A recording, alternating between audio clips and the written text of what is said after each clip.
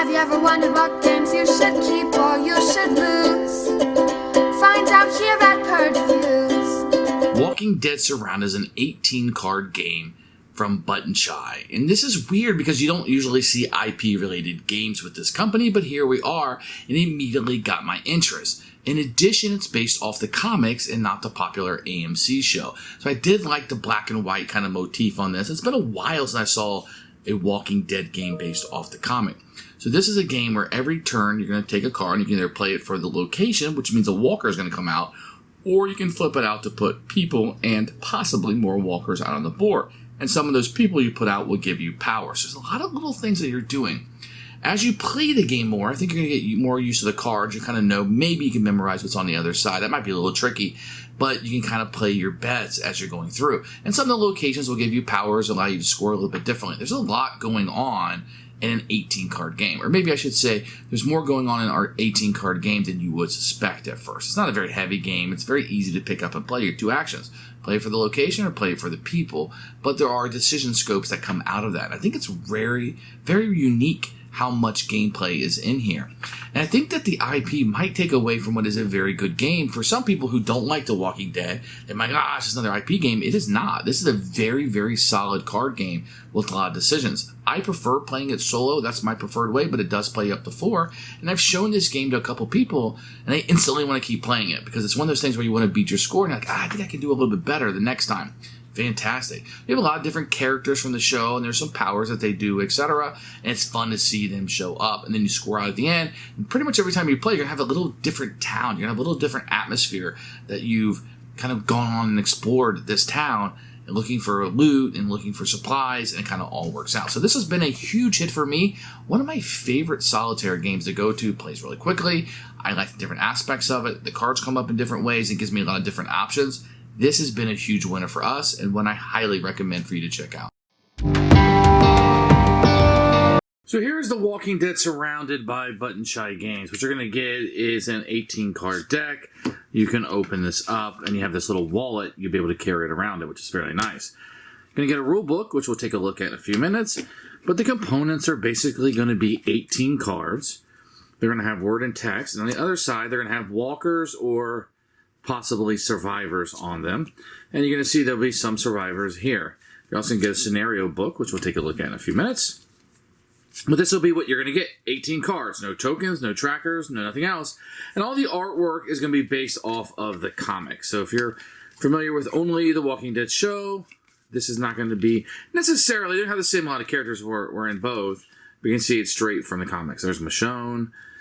So it might be a little different than what you're expecting, but the cards feel great in the hand. I love the little carrying case these games come with. I can set everything in here. Excellent job. So you're going to get 2 books. We'll talk about this one first. This is scenario books. This is what's going to shake things up. You can just play the base game, score up, etc. But this will give you 18 different ways to play the game with little scenarios that you can go through and try to beat it. So a lot of replayability in here. As for the rules themselves, you can get a little small book. Once again, it does fit right into the wallet.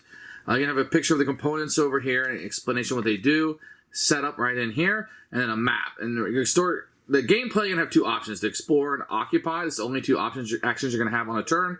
And then you'll go through with the abilities, etc., how the locations work, end of game, how to score up, and some additional things if you're playing with some of the scenarios or if you want to play with those, and then a final score ranking with a little tidbit at the end of your story. I found the rules to be very, very simple. I do like to keep it open here with some of the abilities so I can quickly see what they mean until I was able to memorize them, and a little bit of the scoring here is good to keep in your mind. But the rules are fairly simple. It's not a very complicated game whatsoever, and the rule books do a great job. The first thing you do when you're going to play Walking Dead is you're going to shuffle up the deck.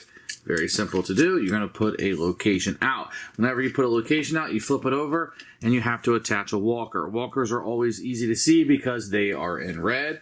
And then you're going to have the remainder of your deck, which will be, the locations will all be face up. So this one I have an abandoned town. If placed adjacent to a walker, do not spawn more walkers. But it wasn't placed adjacent. I would play that down. Then I had to place a walker through it. And that's set up. You are ready to go. On your turn, you can play a card to a location or you could flip it over and play the other side. So whenever you play it, locations cannot be next to each other. It has to be next to a person or a walker. So it has to be connected to that. So let's say, and as soon as you play a location down, I have to bring out the next one and have to put a walker next to it. If I'm unable to do that, the game will end and then you will score up. Let's say the next card I want to occupy, I will flip it over, and then I can play this down here. Maybe I play something like this. Now, because I'm playing this one right here next to a location card, I can utilize this power. I wasn't able to utilize this power when I played it because I did not place it next to a location. Now, what this burn's going to let me do is take any card I want and put it back at the bottom of the deck or the top of the deck. Because this had a walker attached to it, I'm going to throw this one down. I don't want to play that one right now, so I'm going to put it on the bottom of the deck. And then my turn will continue where I could do this. Any human on top edge of the location becomes a walker. So some of these will have powers on you have to utilize, but it does give me a leader here. So maybe I'll place this here. Once again, because it is next to this power, I'm playing it, I get to activate that. The peak allows me to look at the top or bottom card of the deck. I already know what's on the bottom. Maybe I'll look around the top card and I can look at that. That will continue on until either I can't place a card or I go through the whole deck, and then you will score up. It's very easy. So let me put some cards out here just to kind of show you how scoring might work. So each walker is going to kill a person. So these guys right here, they would kill the walker. They would kill each other, so there'd be none of them there. Here, I'm going to have 2 walkers. Each walker is worth a negative point. Each survivor is placed 1 point. If you have a star here, this tells you next to a person that is a leader. So there's always worth 1 point plus each survivor. So I would get 2 points. 1 for him is 2, and another 1 for him for 3 total points. Add up how many points that you have for the entire game, and you would look here on the little thing. I say I got 6 and 20. You might just do this after all.